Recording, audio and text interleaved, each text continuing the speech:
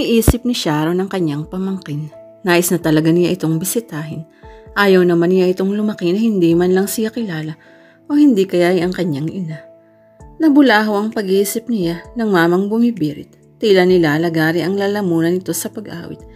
Nais niya itong puntahan at saluhin ang mga kamay ang liig nito dahil tila anumang oras ay tatalo na ang Adam's apple nito. Don't be afraid to follow your dream, for my love will see. Hindi na nagawang ipagpatuloy ng mamang kumakanta ang awitin ni Marcos Sison. Nakatayo itong kumakanta, subalit napaupo na lamang na hindi na makayanan ng awitin. Nagpasalamat si Rito dahil kung hindi ito bumirit ay hindi niya nakita ang paghihirap sa mukha nito. Malamang ay hindi pa siya makakapagdesisyon. Ano nga ba ang malay niya kung pinahihirapan si Michael ng mga 14? Baka mamaya ay inaapi ito roon. Dadalaw siya sa kanyang pamangkin sa linggo kahit ano pa ang mangyari. What am I going to do here? Tanong ni Bruce sa sarili. Napapailing siya habang nayayamot na nakatingin sa kanyang study. Kadarating lamang niya mula sa Maynila. Nagtuloy siya ron sa halip na sa kanyang silid. Minsan na nga lamang siya kung lumuwas at sa bahay na halos siya nag-uupisina. Agayon pa ang madaratan niya.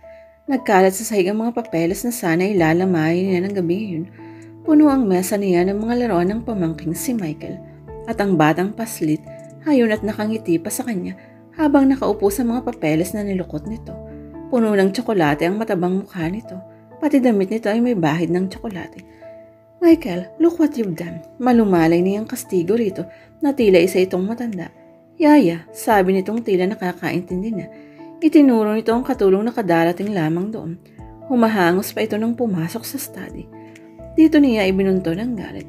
Melda, bakit mo iniwan dito si Michael? Sir, hindi ko naman po siya dinila rito eh. Nasa kabilang kwarto po kami kanina. Naglalaro po siya kaya hindi na nito na ituloy ang sasabihin na mula na ang magkabilang pisngi nito. Kaya nakatulog ka na naman. Sa susunod naman, Melda, huwag kang matulog kapag inaalagaan mo si Michael. Napasabunot na siya sa buhok. Kung maaari nga lamang na ito ang sabunutan niya, ay ginawa na niya. Dito, tawag sa kanya ng magtatatlong taong gulang na pamangkin. Itinaas nito ang kamay, batid niyang nais nitong magpakarga. Hindi naman siya nakatiis. Nilapitan niya ito at kinarga. Hindi pa man ito 3 taon ay tila 4 na taong gulang ng timbang nito. Paano'y napakalakas kumain. Ang cute-cute nito. Bilog na bilog ang muka. Halos mamutok na ang suot nitong jumper sa laki ng tiyan nito. Nagling nawala ang inis niya nang maglambing ito sa kanya. Idinikit pa nito ang marungis na mukha sa polo niya. Tila nananadyang mantsahan iyon. Pagkatapos ay malutong na tumawa. Bad boy, iiling-iling na sabi niya habang nakangiti. Michael Good, ingos nito. Natawa na siya ng tuluyan.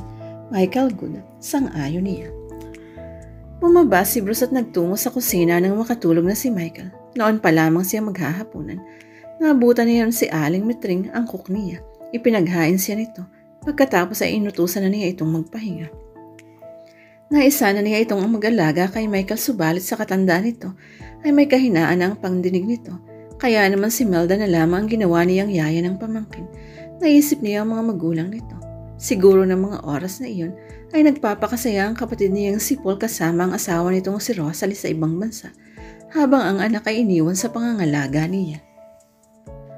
Alam naman ng mga ito na marami siyang inaasikaso. Marami siyang negosyong inaatupag. Mga negosyong nagbibigay ng pera sa mga ito. Hindi man lamang nagawang mahiya ng mga ito. Nakuha pang magpakasasa sa pera ng pamilya habang pinabayaan na ang anak. Hindi naman niya magawang putulin ang pagbabayad ng mga credit card ni Paul dahil may trust fund ito. Iyon ang ipinambabayad niya sa mga gastusin ng mag-asawa. Wala siyang karapatang makialam sa trust fund ng kapatid. Nasa hustong gulang na ito. Ang pera namang nakukuha ng mga ito sa kumpansya nila ay marapat lamang na mapunta rito dahil minana naman nila yun ng patas mula sa kanilang amang si Don Miguel Fortina. Nais man niyang ibuhos ang lahat ng oras sa pamangkin na hindi naman niya magawa dahil abala siya sa negosyo. Ang ama naman niya ay 3 taon nang pumanaw at ang kanyang ina, napailing siya. Tulad ni Rosalie, ang kanyang ina ay responsable. Palibhasa ay nakilala ng kanyang ama na isang duka. Nagpakasasa ito sa yaman ng kanyang ama. Nagpakasa ito kasama ng mga kaibigan nito. Ni hindi man lamang sila nito nagawang alagaan. Pinagkatiwala nito sa yaya ang pangangalaga sa kanila ni Paul.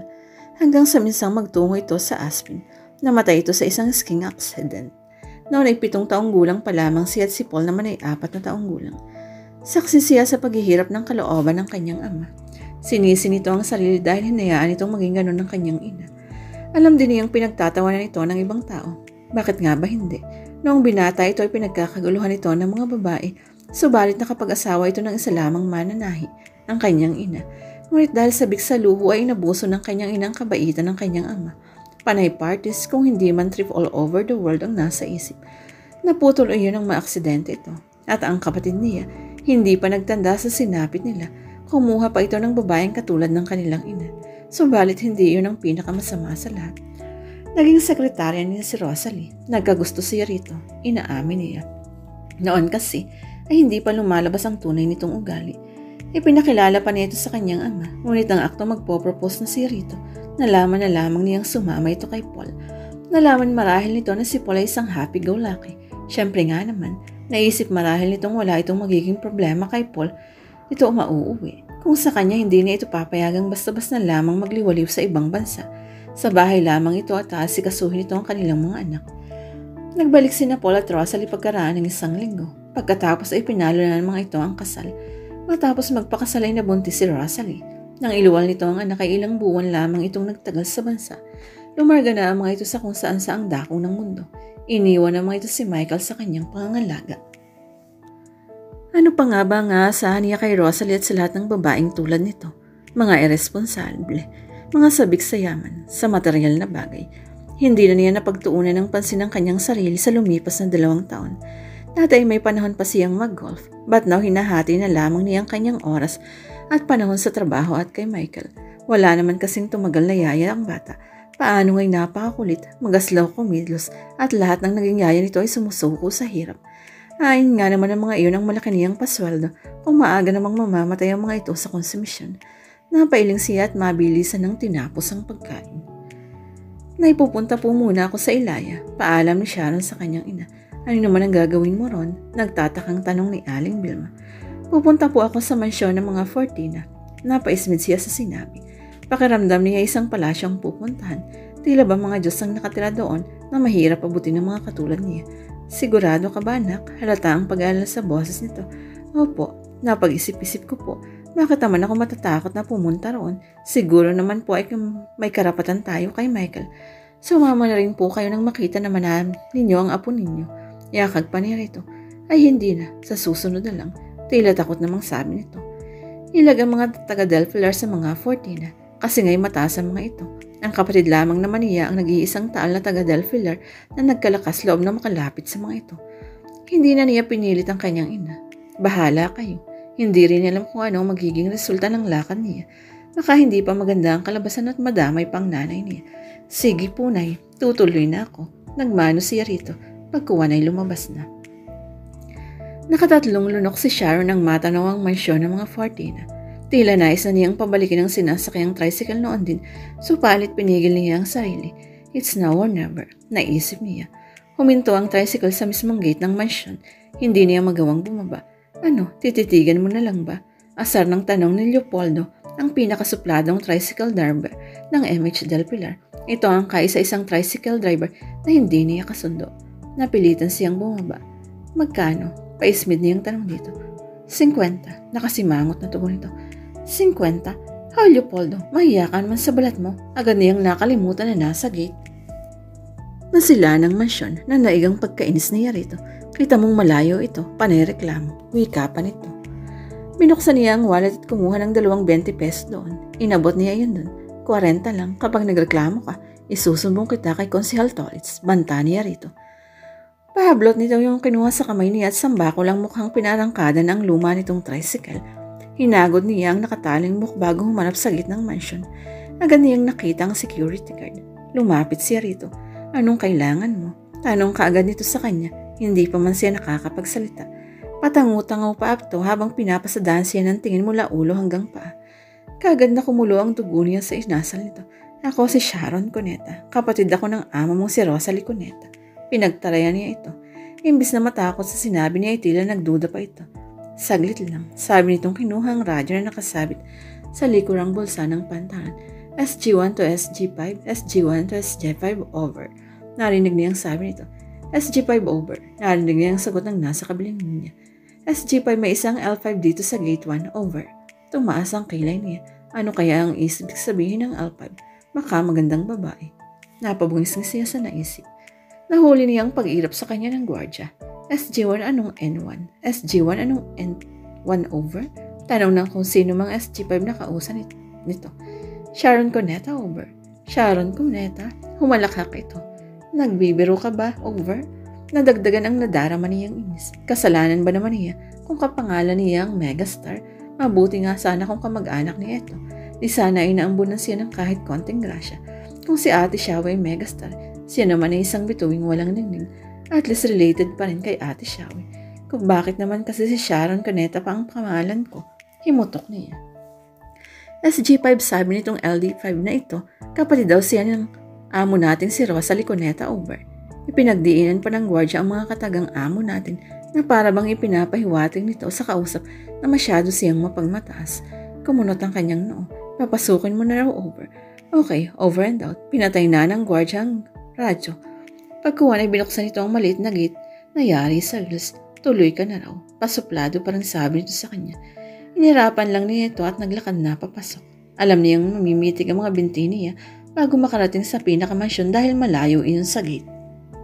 Noong pumunta si Ron kasama ang kanyang ina 2 taon nang nakalilipas, sinundo sila sa gate ng sasakyan. Pero ngayon wala yatang balak na ipasundo siya. Kung sa bagay sino ba naman siya, 20 minuto na siyang naglalakad at hingal kabayo na siya. Natatanaw na niya ang mansyon mula sa kinaroroonan niya. Nauuhaw na siya lalo at kasikatan pa naman ng araw at hindi naman siya nakapagbaon ng payong. Ano ba naman ang malay niyang hindi pala siya susundo sa gate? Laking pasasalamat na lamang niya. At hindi niya nisama ang ina kung hindi baka sinumpong na ito ng hika. Prenteng naghihintay si Bruce sa pagdating ng kapatid ni Rosalie sa sala. Narinig niya ang sabi ni Joaquin, ang security guard sa front gate, nang kausapin nito si Hilario, ang head ng security sa mansion. Napaismid siya. Tunay na makapalpala ang pagmumukha ng mga kaanak ni Rosalie. Ano ang karapatan itong magsalita ng gano'n sa security guard nila? Katapmatid ng amo ninyong si Rosalie, hindi pa man nakikita ang babae, ay nabibuisit na siya rito. Sa pagkakaalam niya ay minsan na itong nakapunta riyon pero hindi niya maalala ang itsura nito. Wala kasi siyang balak na makipag-iibigan o kausapin man lang ang sino man sa mga kamag-anak ni Rosalie.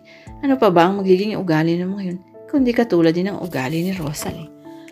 Sa labis na pagkainis ay hindi na niya ipinasundo sa driver ang babaeng may ngalang Sharon Cuneta. Hindi naman ito si Mega kaya maiging tumapak naman ito sa lupa. Yaman din lamang na mukhang feeling nakatapak ito sa ulo.